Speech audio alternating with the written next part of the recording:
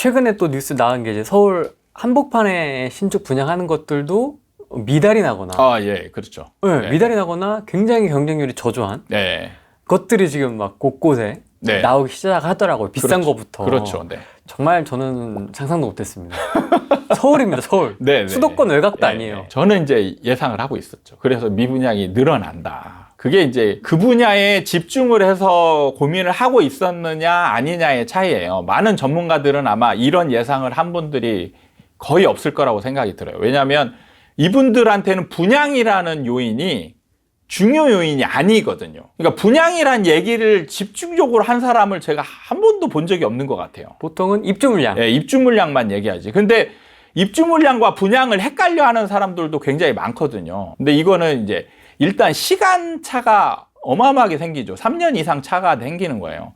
분양을 한 게 3년이 지나서 입주 물량으로 변하는 거거든요. 그러니까 그 순서를 좀 일반인들 입장에서는 좀 체계적으로 좀 그 이해를 하셨으면 좋겠고, 그래서 분양과 입주 물량은 같은 게 아니다. 다른 물건이다.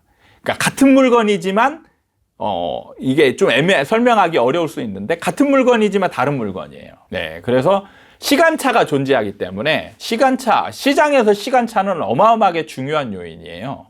예, 그래서 분양이 정말 중요한 우리나라 시장의 변수인데 분양을 시장 변수로 놓고 제가 시장 분석을 하는 분을 본 적이 없어요. 미분양 생기면 자꾸 입주 물량 얘기를 하는 분들이 많은데 전문가 중에도 네. 그분은 분양과 입주 물량을 아예 구분을 못 하는 거예요. 다른 건데 그런 상황들이 많기 때문에 네. 일반인들도 아마 이제 지금 분양에 대해서 특히 미분양에 대해서 잘 이해를 못 하고 있는 분들이 많지 않나 이런 생각이 좀 듭니다. 서울은 공급이 부족하다. 네. 그래서 조정이다라는 말이 약간 지금 무색해진 느낌도 좀 있습니다. 그렇죠. 지금 상황은 뭐 입주 물량과는 상관이 없죠.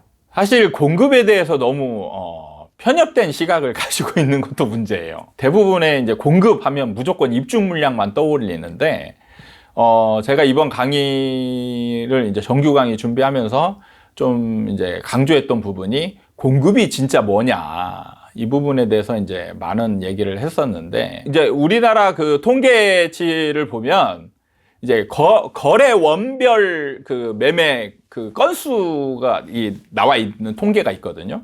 그래서 이제 거래 원별이라는 이 통계치를 한번 자세히 보면 좋을 것 같은데 거래 원별에 보면 이제 매매를 거래 원인으로 하는 건수가 우리나라 1년 전체의 한 70% 가까이 됩니다. 그 다음에 이제 그 밑에, 그 다음에 이제 증여, 교환, 판결.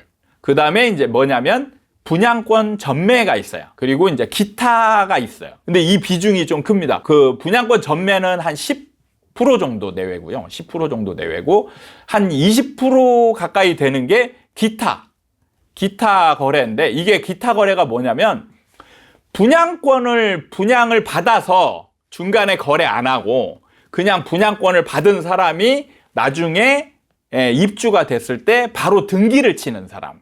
이거를 기타 요인으로 치거든요. 이게 좀 시간차가 존재하기 때문에 이걸 매매 시점을 언제로 보느냐 약간 국가에서도 약간은 그 애매한 부분이 있는 것 같아요. 그래서 기타 이제 원인으로 이제 분류를 하는 것 같더라고요. 그래서 이게 20% 정도 되는 거죠. 그러니까 입주 물량은 그럼 어디에 속하냐? 분양권 전매에 속합니다. 분양권 전매. 그리고 분양권 전매라는 거는 분양을 하고 나서 입주할 때까지 3년 동안 이 통틀어서 거래된 양을 통칭하거든요. 근데 입주 물량은 언제냐면 딱 입주하는 시점에 국한된 거예요. 그러면은 이 10% 범위 안에서도 입주 물량은 차지하는 비중이 어마어마하게 작은 거예요. 그러니까 전체 공급으로 치면 매매, 교환, 증여, 그 다음에 전매, 그 다음에 분양권, 분양 이렇게 쭉 인 것 중에 아주 일부분에 속하는 거를 전체로 확대 해석하는 그런 지금 공급의 오류, 이론의 오류가 지금 존재하고 있는 상황이라는 거죠. 그래서 일반 매매의 공급은 뭐냐? 우리가 흔히 아파트를 소유하고 있잖아요. 그거에 판매하려고 부동산에 내놓는 매물, 이게 일반 아파트의 매매 공급인 거예요. 근데 이 얘기를 하는 사람을 저는 본 적도 별로 없습니다. 이게 70%로 예, 이게 70% 비중을 차지하기 때문에 높아요. 예, 그냥 사실은 공급을 분류하자면 오히려 그냥 매물 있잖아요. 매물. 아실 그 사이트의 데이터에 보면 매물 증감 데이터라는 게 있어요. 거기에 보면 아파트 매물이 늘어났다 줄어들었다 하는 그래프가 있거든요. 실질적인 공급 데이터는 이걸로 봐도 무방할 정도로 이게 절대적 비중을 차지하고 있는 거예요. 지방 같은 경우에는 네. 입주 물량 증감 정도와 예. 부동산 지인 같은 경우도 그런 매매 지수라고 해야 되나? 네네. 입주 물량에 따라서 출렁임이 좀 있지 않습니까? 네네. 그렇게 따지면 또 영향이 또 완전 없는 거 아닙니까? 라고 또 볼 수 있을 것 같은데요. 영향은 아예 없지는 않고 있습니다. 그건 차이는 뭐냐면 입주 물량이 성격이 뭔지를 좀 규정을 잘 할 필요가 있는데, 입주 물량은 이제 제가 지금은 아까 얘기했던 거는 이제 매매 시장에 대한 공급을 얘기했었고, 정확히 얘기하냐면 입주 물량 같은 경우는 임대 시장이 100% 공급이 돼요. 임대 시장에. 임대 공급 100%. 예, 임대 공급. 입주 물량이 예를 들어서 1000세대가 입주를 한다. 1000세대가 입주를 하면 이게 매매 공급이 될 수도 있고 임대 공급이 될 수도 있거든요. 이걸 분리해서 구분을 해야 돼요. 이걸 두리뭉실하게 섞어서 하면 안 되고, 그래서 이제 분류를 해야 되는데, 저는 어떻게 분류를 하냐면 100% 임대 공급이다. 100% 임대 공급이고, 그 중에 이제 일부 파는 물건들이 있거든요. 전매로 이제 팔려고 내놓는 물건. 이게 이제 매매 공급이 되는 거예요.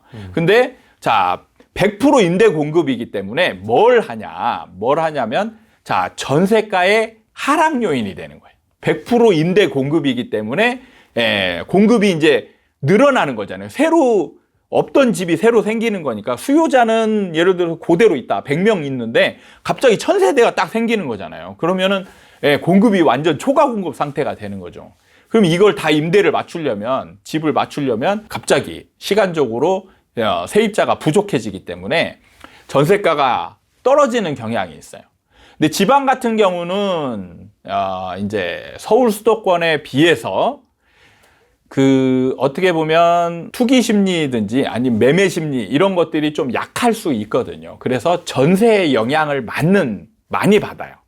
근데 입주 물량에 의해서 전세가가 뚝 떨어지면 매매 심리도 같이 이제 덩달아 죽는 경우들이 있어요. 그런 영향이 좀 간접적으로, 그러니까 임대 시장에 미치는 영향이 매매 시장으로 간접적 영향을 주는 이런 분석을 하면 되지 않을까 싶어요.